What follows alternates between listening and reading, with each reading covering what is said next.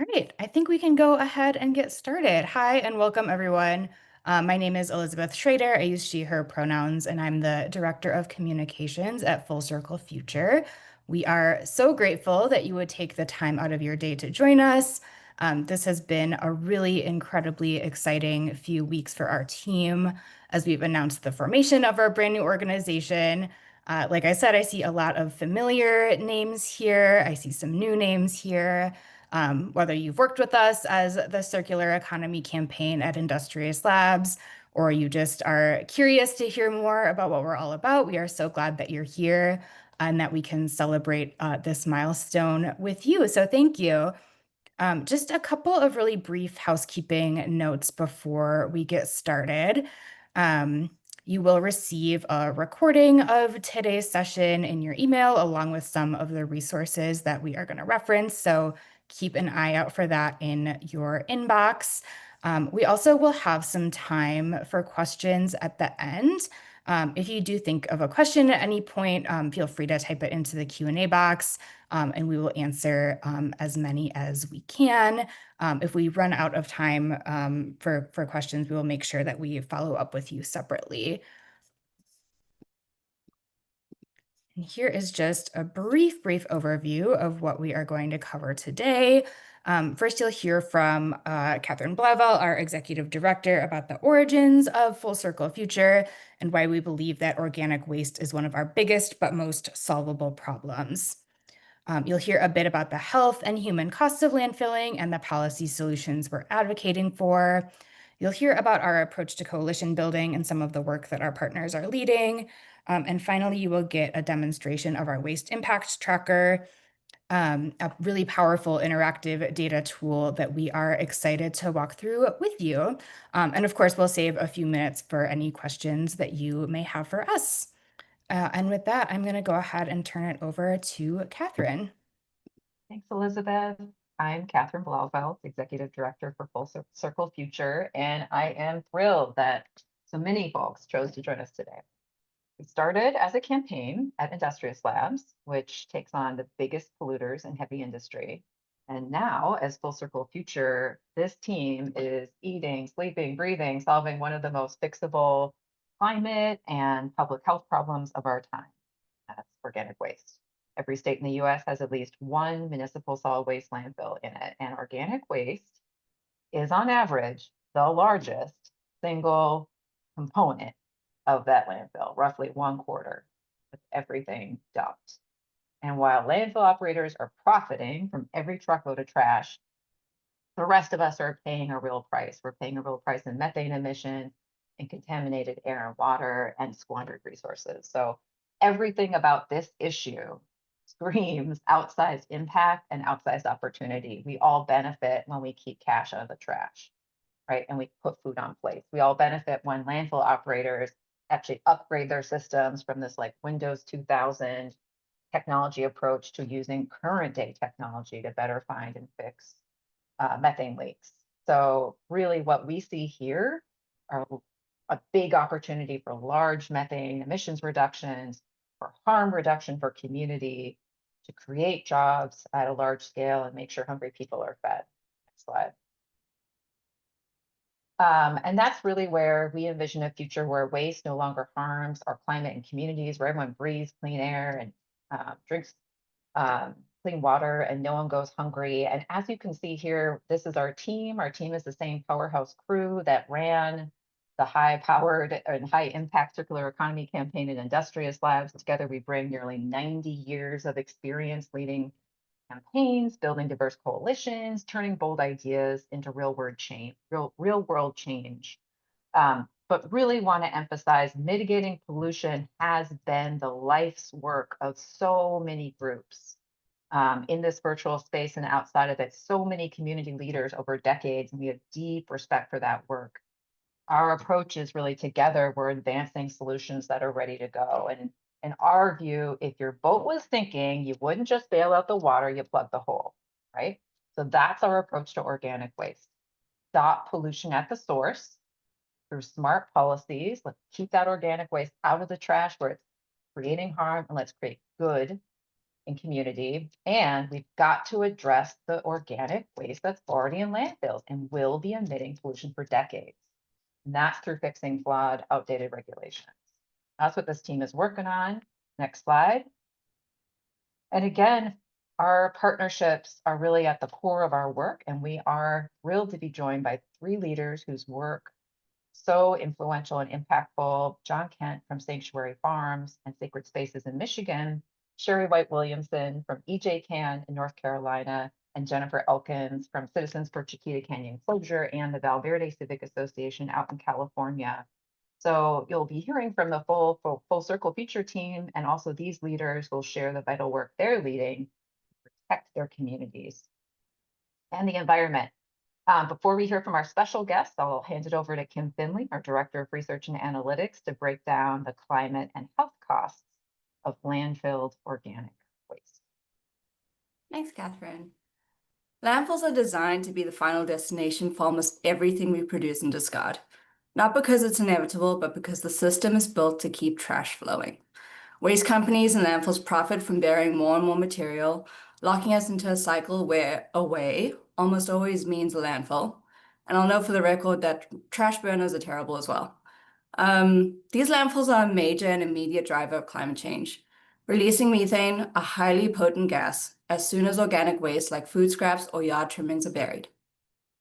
In 2023 alone, methane emissions from US municipal solid waste landfills were estimated to be more than 255 million metric tons of carbon dioxide equivalent. That's equal to 59 million cars driving on the road for a year.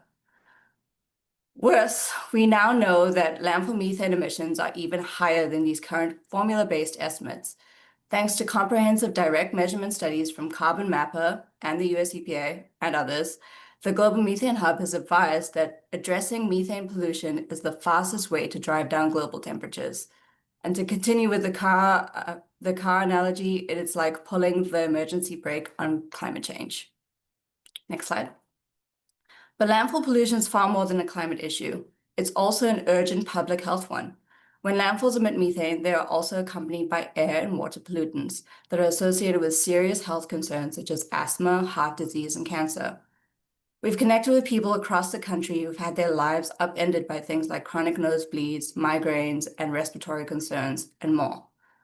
Folks have shared heartbreaking stories about being unable to step outside their own front door and even being able to forced to be abandoned in their own homes. Impacted communities have been raising the alarm about landfills for decades and have largely been ignored. We believe that knowledge is power, which is why a core body of our work is focused on building publicly available tools and resources to spur policy action and to make it easier for everyone to get involved. Shortly, you'll have a look at our brand new Waste Impact Tracker, which is just one example of how we turn hard data into real power for communities. One thing we wanted to shine a light on was the disproportionate impact of landfill pollution on the people who live near them, and especially already marginalized communities. Low-income communities, communities of color, and other marginalized groups have been shouldering disproportionately heavy burdens of environmental and industrial pollution for generations, and landfills are no exception. I wanted to highlight a few key statistics that throw these inequitable impacts into stark relief. In Texas, this means that 95 landfills out of the 129 for the whole state are in communities with higher rates of asthma. In North Carolina, 80% of the landfills are in low-income communities. That's 99 landfills that are predominantly low-income communities. In Oregon, all of the landfills are in communities where arsenic has been detected in drinking water. A shameless plug here, we have environmental justice statistics for over 2,446 landfills, noting that we have 2,600 landfills that we have record of in this country. That means that we found an environmental justice statistic for almost all of the ones that we have location data for. Next slide. While data is a powerful part of the story, it can never replace hearing directly from those who live in this reality every day. With that, I'm going to hand the mic to Jen to share a bit of her personal experience.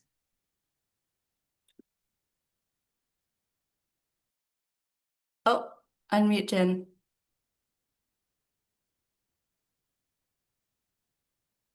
Sorry about that. Okay, hello, my name is Jennifer Elkins. I'm the president of the Valverde Civic Association. And just a brief history about Valverde. In the 1920s, the land was bought by wealthy Black business owners, and it soon became what's now known as the Black Palm Springs.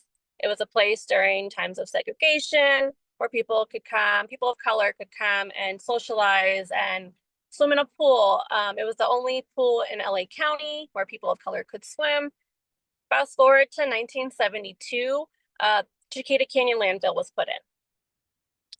So that just kind of shows you the history of where these landfills are put.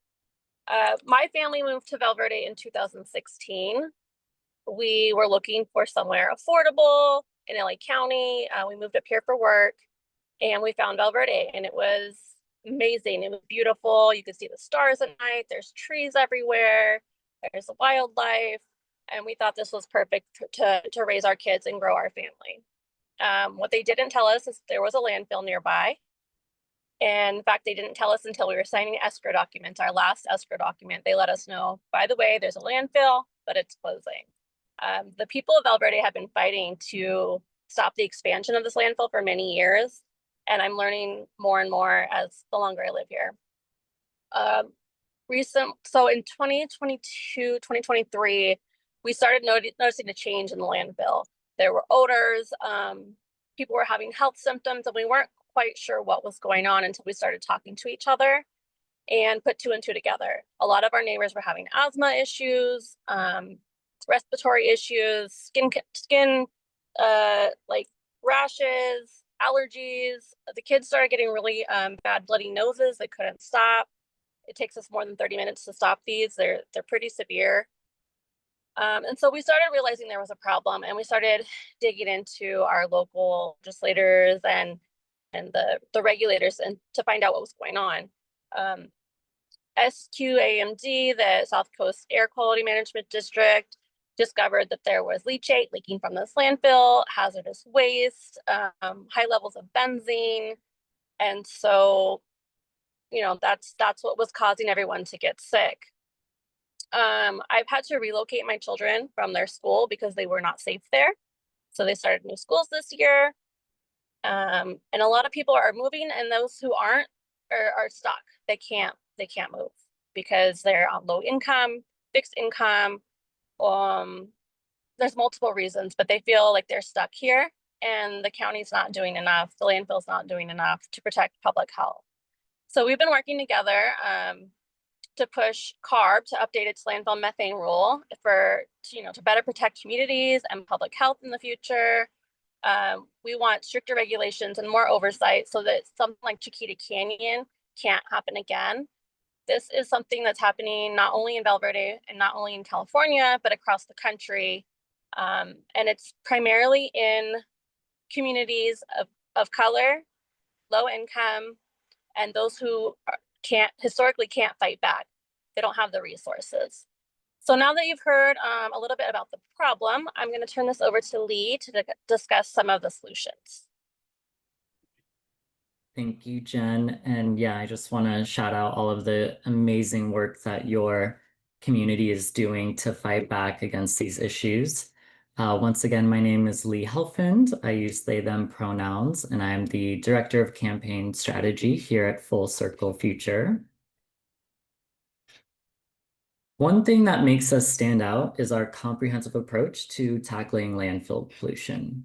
We know that keeping organic waste out of landfills through initiatives like composting and food donation is the single most effective way to prevent new emissions. And we need to address emissions from the waste already in the ground. We can do that by raising the bar for how landfill operators find, capture, and control air emissions.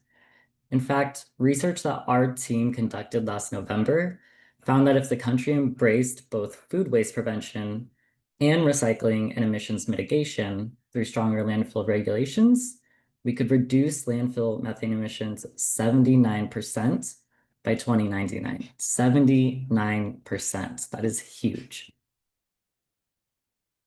The positive climate impact of reducing methane is enormous, but it's far from the only benefit to transforming our waste management infrastructure. By reducing organic waste and making practical changes to how we manage existing landfills, we can see tangible benefits like good local jobs, fewer of our neighbors going hungry, shout out to Refed, and healthier soil for growing new crops. We believe that we can build a waste system that regenerates instead of pollutes, and where clean air, healthy, thriving communities, and economic opportunity all reinforce one another. Right now, we're working with partners in several target states, which you can see here, to push for landfill standards or organics recycling that would dramatically reduce emissions and keep communities safer. California is one example. Its landfill emission regulations haven't been updated in 15 years, and they haven't kept pace with technological innovations and advances for understanding best landfill management practices. The state's air regulators are currently considering updates to these regulations, and we're partnering with state-based groups and community leaders to make sure new rules are bold, comprehensive, backed by science, and prioritize health and safety. Colorado is another great example. Thanks in large part to the efforts of our coalition partners, Colorado's Air Quality Control Commission is just days away from voting on the strongest landfill emission standards in the country. None of this work happens alone. I'm going to pass to Karn now to share a bit about our approach to coalition building and why we center partnership in all of the work that we do. Cool, thanks, Lee. Hi, my name is Karn, he, him, his. I'm the director of organizing at Full Circle Future. I'm excited to be here and excited to see people's names on the screen. I'm going to talk a bit about our approach to partnerships and coalition. The issues around organic waste, landfills, environmental justice, we know this is a big fight, and we know this is something that we can't fight alone. This is a team sport, which means that transforming our waste system will require a big and diverse tent. We also know that there are communities who have been in this fight for a while, and we want to make sure that we're supporting and following in their leadership, not just duplicating their work. So we are going to work to make sure that we're prioritizing capacity building and growing and building the movement through coalition. And we also believe in changing material conditions for people on the ground in the near term, in the intermediate future, but also building towards a long-term vision of transformation. And we know transformation can't happen if we replicate the existing power dynamics that have caused these issues in the first place. We need to center grassroots, BIPOC-led and serving organizations, especially those who have been the most impacted. The same communities which have been historically under-resourced, despite being at the forefront of the environmental justice movement, especially Black and Brown communities. One way we do this is by working in partnership with local grassroots leaders and community members who know their communities needs in a way that we can't. So we trust in the vision, expertise, and the wisdom of our communities.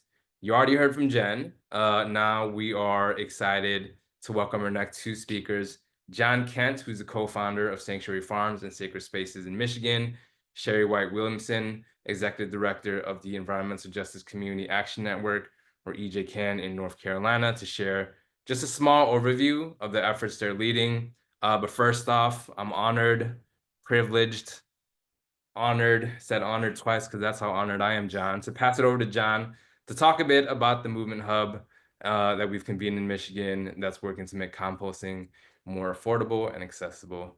John, I'll throw it over to you. Thank you, brother. I'm honored to be here as well, and always honored to work with you and the rest of the Full Circle Future staff. So, hello, everyone. My name is John Kent. I am based in Detroit, Michigan, where I lead Sanctuary Farms and Sacred Spaces, two intimately interconnected initiatives working to close the food loop, build food sovereignty, and advance environmental justice in our community. So over the past year, I've had the honor, as Karan said, to work closely with Full Circle Future team in developing grassroots organizing through coalition building, working to divert food waste from the landfills, as Michigan has the lowest tipping fees in the country, which has enabled many surrounding states and even Canada to dump food waste in Michigan. However, This partnership with the now newly formed Full Cycle Future has been incredibly valuable, not just for the resources and strategy support, but for helping us connect with our local efforts to a larger statewide vision for environmental justice and food justice. So, through the Michigan Movement Hub and the Detroit Community Compost Collective, a project also called DCCCP, try to say that fast. Sometimes it's hard for people. Great little experiment. Anyway, we have been working on several key initiatives. And to give further context, the DCCCP is a coalition of 7 Detroit-based urban ag and environmental justice organizations, which I will put in the chat for folks to check out.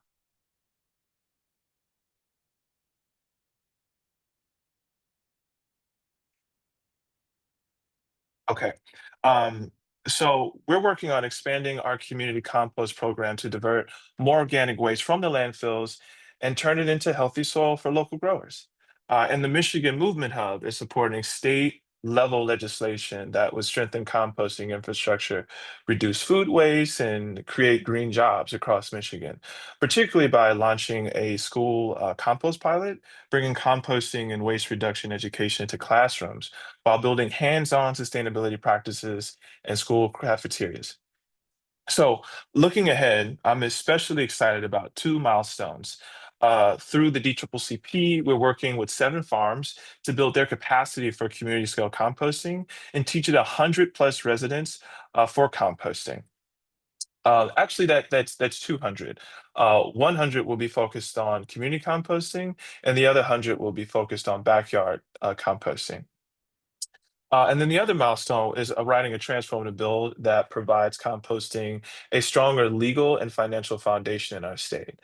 But in the future, we are organizing to manifest a thriving, interconnected system where food sovereignty, environmental justice, and community healing are rooted in daily practice, nurturing environments that always engender a politic of care and kindness, where neighbors engage in reparative justice and regenerative systems that challenge the very concept of waste, replacing it with a culture of reciprocity, where every action can replenish the land, each other, and future generations grounded in local action, yet connected to a global movement where our work will prioritize skills, knowledge, and services over capital, fostering collaboration and an ultimate respect for all life forms, modeling how urban landscapes can become living examples of abundance, equity, and ecological balance. So, with that, I have also the honor and the privilege to pass it over to Sherry to talk about why it's important to center impacted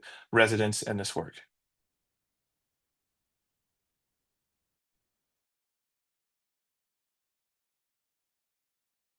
Sherry, you on mute.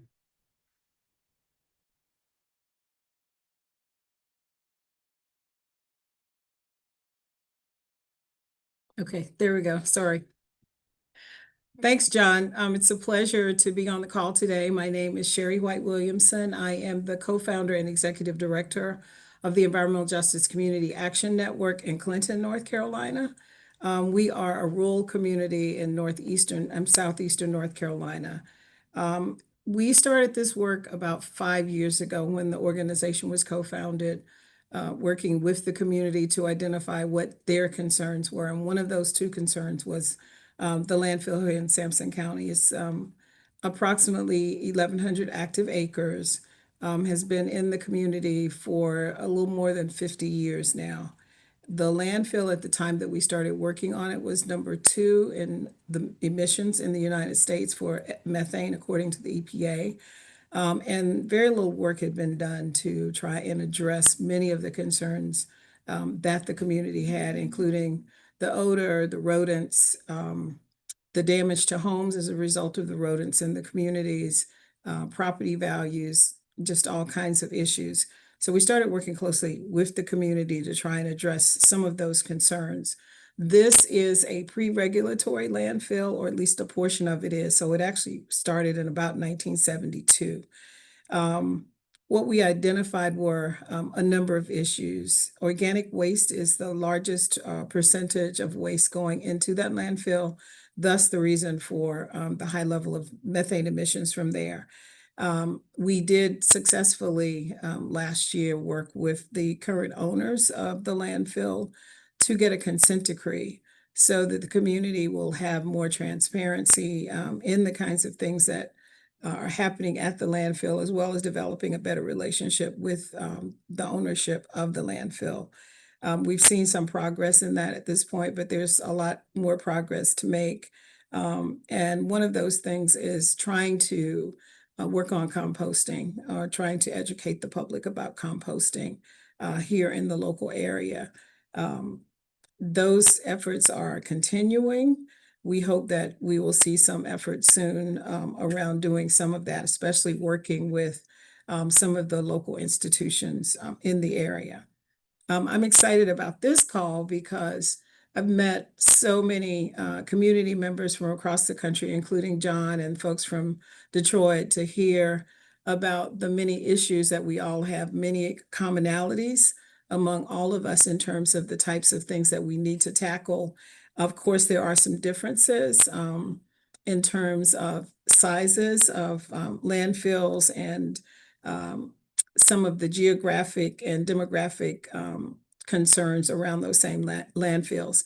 But what we need more than anything is a national conversation around landfill so that we can begin to develop a strategy that will work for all of us.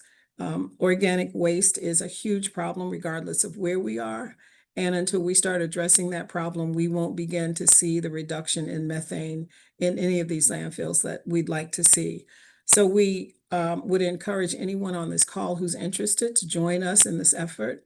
We're really excited about having you join us and to start that conversation because we want to hear what your concerns are, what your issues are, and let's come together and try to come up with some strategies that we can all put in place, not just in North Carolina or Michigan or Texas, but let's come up with a national strategy that we can try to work on and advocate for in every hall of decision-making across the country. With that, there is a link that you will receive in the email that Elizabeth mentioned, where you can sign up if you're interested in becoming a part of this national group, so we can start that conversation sooner rather than later. Thank you so much for sharing, Sherry. We are really excited about bringing together this national group of those most impacted by landfill pollution and really encourage folks to sign up at the link that I dropped in the chat, and that we'll also share via a follow-up email. If you're interested in engaging, we would absolutely love to have you. I know folks have been really excited about seeing our brand new waste impact tracker. So I am going to pull that up here, and then I am going to turn it over to Rika for a demonstration. Thank you, Elizabeth. Hello, everyone. I'm so glad to see so many of could join us today. My name is Riikka Liluoma, and my role is the Director of Impact and Systems at Full Circle Future. And I'm excited to introduce you to the new tool that we have created, the Waste Impact Tracker. And this tool was designed to help communities turn hard data into action in the fight against landfill pollution and climate change. And we all know that organic waste is one of the most solvable environmental and public health challenges of our time. But the real solution begins with awareness. Understanding the scale of the problem is the first step to demanding change. And that's exactly what this tool helps us to do. Let's dive in, and I'll walk you through how to use it with the help of Elizabeth. First, let's begin by clicking on any of the US states on the map or selecting one from the dropdown. For today's demo, let's choose Michigan. And right here at the top, you'll see some introductory information about landfills in the state. As we scroll down, here is the real power of the tool kicks in. It's this interactive map. On the first tab, you'll notice that we can view all of the municipal solid waste landfills with known locations in Michigan, both open and closed. And on the right-hand side, there's a detailed table summarizing the key statistics: the number of landfills, how many report estimated methane emissions to the EPA, the total estimated emissions, whether they have gas capture systems in place, and summarized methane plume information, which we will present in further detail in a moment. And here on the second tab of the table, you can view the full list of landfills with known locations, along with the key information. Thank you, Elizabeth. And now let's get more local. You can click on any county on the map or use the search bar to find your county. And let's go ahead and select Wayne County, where Detroit is located. You'll see the table automatically updates to reflect county-specific stats. And next, let's navigate back to the state view utilizing the home icon. If we click on the estimated methane emissions tab on the map, we can see the 2023 estimates from Michigan landfills. And along the table on the right, you can view them on a table view. Methane is a super potent greenhouse gas with major short-term climate impact. Reducing it is one of the fastest and most impactful ways to slow climate change. But as noted before, it is important to note that these are just estimates. Science tells us that actual emissions are likely much higher. In fact, if we click on the third tab on the map, we can see that our partners at Carbon Mapper, thank you for the data, have identified large methane emissions over several Michigan landfills, indicating that our methane problem is likely much worse than reported. On the table to the right, let's click plume, and we can see each plume associated with a landfill within the state and sort them by date or by emissions rate. From here, we can explore more information of the landfills and the associated plumes by diving onto the landfill level. For example, let's click on Pine Tree Acres landfill. You can use the search bar or the list of plumes or landfills. And what you see here is an actual image of the detected methane plume. We can apply a satellite view for more context on the ground on what's nearby and who might be affected. And yes, this view is downloadable. You can diminish the legend for a better view and click download. And on the right-hand side, you'll see more landfill details, emissions estimates, ownership, years of operation, and under plumes, list of detected methane plumes. You can sort them once again, view more information from the image column. You can download this image or the full list of plumes from the table. Thank you. And if you want to learn more about the science behind the data, click the info icon next to the landfill or visit Carbon Mapper's data portal. We have a link at the bottom of this page, or our data and methodology on the top. Thank you, Elizabeth. And now let's talk more about human impact. Methane isn't the only pollutant coming from landfills. It carries harmful companions like benzene, leachate, and volatile organic compounds, as Jennifer mentioned before. These are linked to serious health issues, including asthma, cancer, and heart disease. And they don't affect all communities equally. Marginalized groups, including communities of color, low-income families, children, the elderly, and people with pre-existing conditions are often hit the hardest. Clicking on the Impact tab shows who lives near these landfills and who is most at risk. Looking at Pine Tree Acres, for example, we see that it is located near communities where the percentage of children under 5 years of age is above the state average, and over 40,000 people are impacted by ozone pollution at higher levels than 90% of the state of Michigan.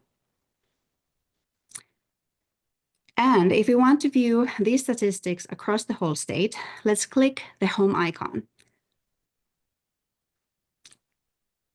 Thank you. And then Impact tab again. And for instance, in Michigan, 78% of landfills are located near communities with cancer rates higher than state average, and nearly 70% in communities with higher than the state average of low-income households. All of this data is downloadable, and just click on map or the table view and use the download button. And one note, if you're downloading plume data, make sure to review and follow Carbon Mapper's terms of use for non-commercial use only.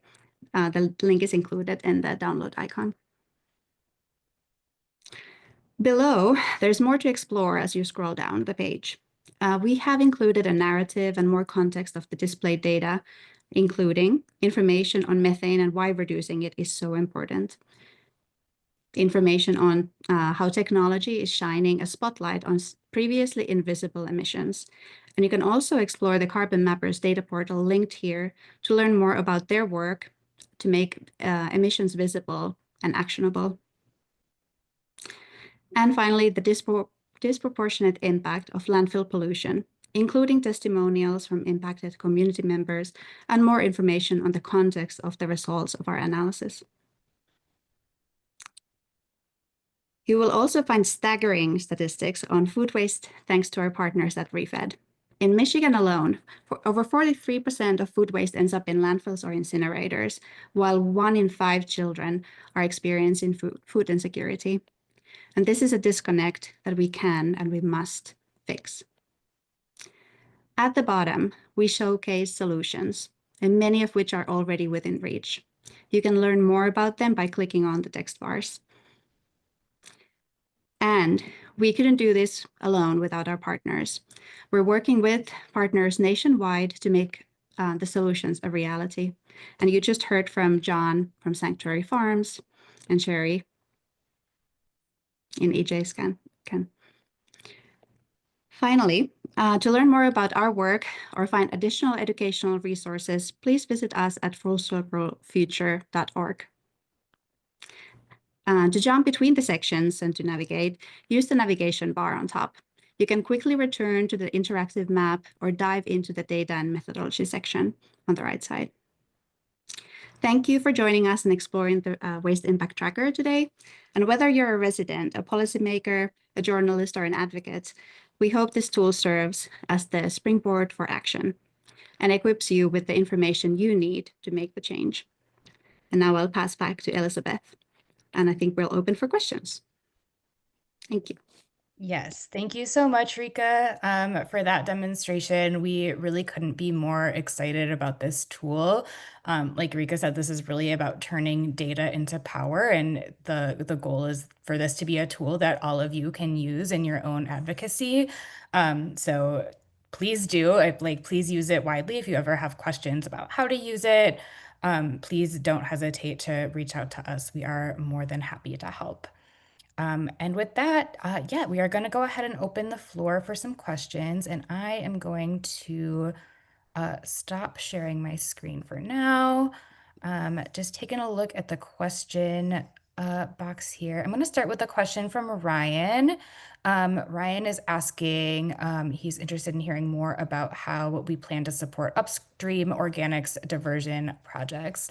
And Ryan, we are also so excited to keep working with you. Thank you. And thank you for being here. Catherine, can I kick it over to you? You bet. Thanks for the question, Ryan. And I have to shout out your organization as just one of the original founders and hard workers on the solutions that can keep waste out of landfills and out of incinerators and creating good. So we're more than lucky to be partnering with you. I'd say like 2 ways we're planning to support organics diversion projects. One is the kind of tool that Rika highlighted. So just providing tools like that really help bring out of the shadows, right, back into the limelight, and really showcasing that there are multiple problems that policymakers just aren't aware of. So we're providing that to folks far and wide, and we're really excited about just the potential to raise awareness and really name concretely how many problems you can make progress on when you start to feed hungry people or do composting as opposed to burning and burying waste. And that's really, there's PFAS pollution, right, that happens in landfills. There's the leachate we heard about. There's the respiratory issues Jen shared, right? So we'd love to be a partner in showing that in different ways, data and storytelling, that we can, we have a real problem to solve. And then in addition to that, we're more than excited to partner on just the rolling up our sleeves in terms of what policies make sense, and creating spaces for folks to share what's working across states, in terms of smart strategies. What's, again, it's a bit of a transformational moment. Technology is there. Many cities and states have already made choices to create good instead of harm when it comes to their waste management system. So let's make sure that folks are learning from each other. So, we're here to do that while recognizing there's so many groups that have already been working in this space, and have solutions that can be uplifted, like in super local self-reliance, like EcoCycle, like Californians Against Waste and others. So we'll be part of that for it. Thanks, Catherine. Thanks again for the question, Ryan. Again, anyone can feel free to put a question, type a question into the Q&A box, or if you prefer to use the raise hand function, feel free to do that too, and I can let you come off of mute to ask your question that way. Okay, we have a great question from Martin. Many of the large US landfills are using methane gas capture to energy production for localized impact offsets. Do you find this as a value or a hurdle when seeking to divert waste organics from landfills? I can start, and if others have thoughts, definitely can pass it around. This is a really, really great question. I think we've seen landfill gas to energy as an emerging trend. As you said, local municipalities are trying to find ways to offset their energy use, and find ways to reduce methane at the local level. I think there are a lot of different schools of thought around the value of converting landfill gas into energy. I think the thing that we try to keep in mind is that ultimately, waste is a business model, right? And landfill gas to energy is a business model. And so, very simply put, right, you can't convert landfill gas to energy unless you have like tons and tons of garbage in order to do that. And so it really relies on the continuance of this cycle. So, I think there are a lot of folks who would say that converting landfill gas to energy is a positive. I think there are folks who would say it's a negative or a hurdle, as you put it. And I think the thing we try to center is that ultimately converting waste to energy relies on having waste. And, there are a lot more beneficial and sustainable ways that we can be disposing of the things that we use. Jen, I see your hand up. Go for it. Thanks. Yeah, I just wanted to add that converting methane into energy is only possible in a healthy landfill. In unhealthy landfills that are having issues already, it's not only not possible, they're literally burning their own system. So like everything's built in these PVC pipes underground, and it's melting the pipes, and so they can't even get that gas out to extract it to use for energy. So while it might be somewhat of a solution for a healthy landfill, we need to really work on these landfills that are not currently up to par, and reducing emissions. Thank you, Jen, and thank you, Martin, for the question. I'm also seeing a question here from Andrew, who's joining us all the way from Nairobi, Kenya. Oh my goodness, thank you for being here. Andrew says, you link cancer and asthma primarily to methane from organic waste. How do you account for the role of hazardous landfill contaminants like heavy metals, solvents, and medical waste, which are scientifically proven to trigger these same illnesses? Yeah, you're absolutely right. Organic waste is not the only thing in landfills. And there are lots of other different kinds of waste that are landfilled and that yeah, form a lot of those same contaminants that we talked about and those same pollutants. While we as Full Circle Future are primarily focused on organic waste, there are lots of great organizations, some of which we're lucky enough to work with, who focus on other types of waste. It definitely takes all of us. We're all fighting the same fight. I wonder if Sherry, you, I think, would have potentially some insight into like the role of like hazardous and medical waste, since I know that that's something that y'all have faced in Sampson County. If I could kick it to you. Actually, our landfill is not permitted for hazardous waste. We were successful in preventing some hazardous waste being brought here from another site. But the community is very aware of the elevated levels of various chronic and terminal illnesses within the community. Unfortunately, as with many other communities, there's never been a health assessment of that community to determine just how detrimental living within a few hundred yards of that landfill could be for the community. But we are aware just from the scientific evidence that all of the things that are going in the landfill, from PFAS to organic waste to demolition materials, that all of that is creating a much broader problem for the community. And we're working hard to try and get more solid data so that we will have a better information for the community.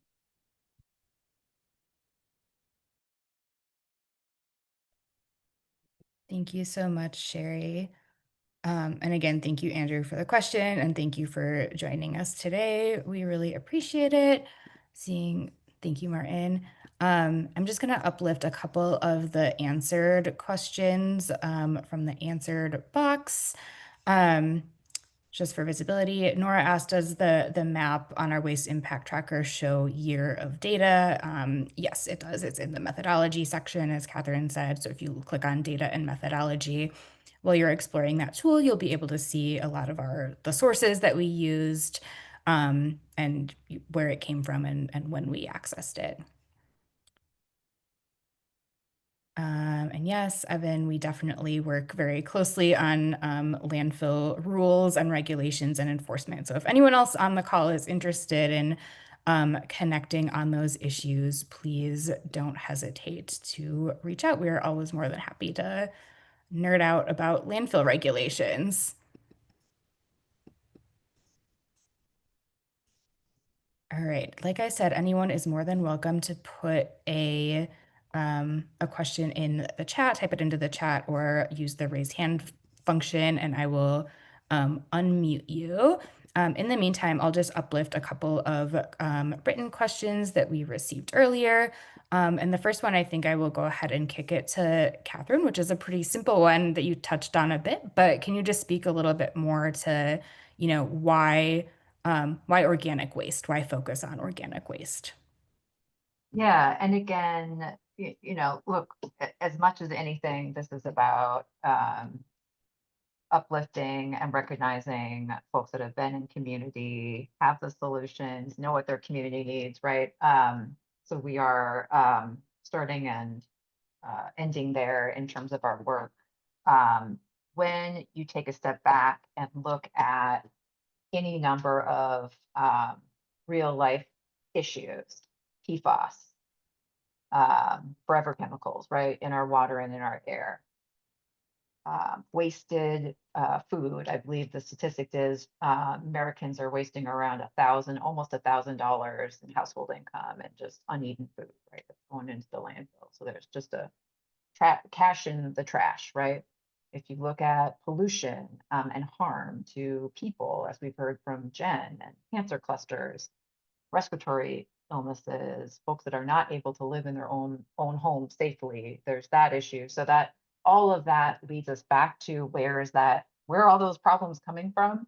And organic waste is really at the center of a lot of it. So that's why we are focusing on it again holistically. How can we deal with what is landfill today, and how do we make sure that that problem doesn't get larger in the future? Thank you. And I'm just going to open up one question to any of our panelists who are inclined to answer is just what is making you feel hopeful and optimistic in this moment? What's something that you are excited about working on when it comes to landfill pollution or reducing organic waste?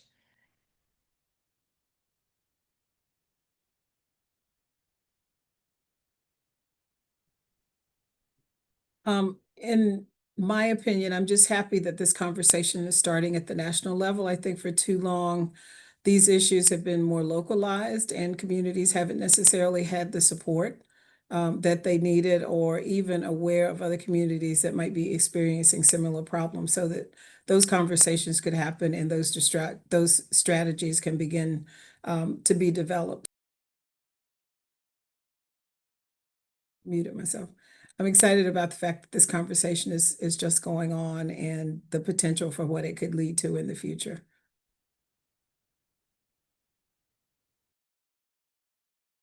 Yeah, I'm excited to be in the same space as like-minded people who want to make that difference, who want to be the solution and not the problem. And so it's great hearing everyone's stories and how much we're alike, and just bringing our brains together and trying to strategize. How do we do better for the future? Yeah, and I'll just add that I touched on earlier the Colorado work and the California work that's happening with the regulatory processes advancing.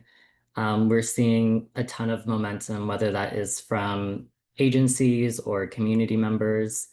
In Colorado, we just got 150 more community members engaged, and that really demonstrates that there is a willingness, passion, and a hunger to change communities and address these issues. I think we were all surprised by just the outpouring of support from many different areas, and hopefully we can replicate some of these successes across the country. I can jump in. While challenging the status quo is and can be very, very hard, and it's a challenge, it's very energizing to know that the solutions they make sense. They're out there, they're right at our like fingertips, and we can reach them together. And as heard from previous, we're working on it together. It's exciting to be in this space at this time.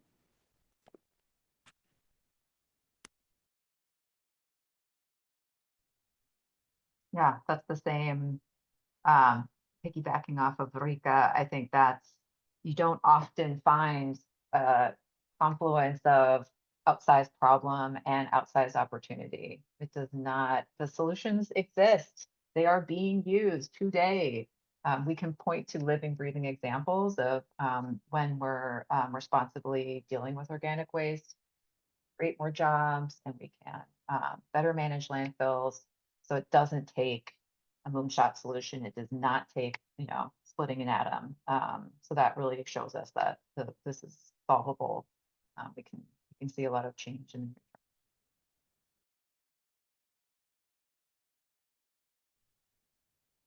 Thank you, everyone.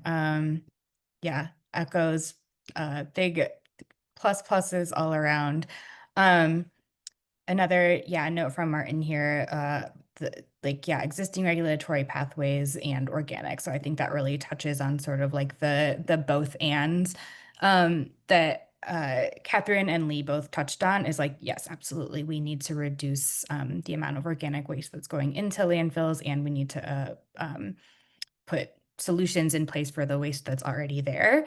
It's going to take both. You heard that like 79% statistic. That's really just staggering if we really like lean into our collective power here. And we're excited to do that. We're excited to do that with our partners and with all of you. And with that, I will just give a big thank you to all of our special guests for joining us today. Thank you to Sherry and John and Jennifer. We really appreciate you being here. We appreciate everyone who took the time to join us today. Like I said, you'll be receiving a link to this recording in your email inbox, as well as links to some of the resources that we shared. And I will just end by saying thank you again. We really are full of gratitude for all of you and excited that you were able to join us to celebrate this milestone. Thank you, everybody.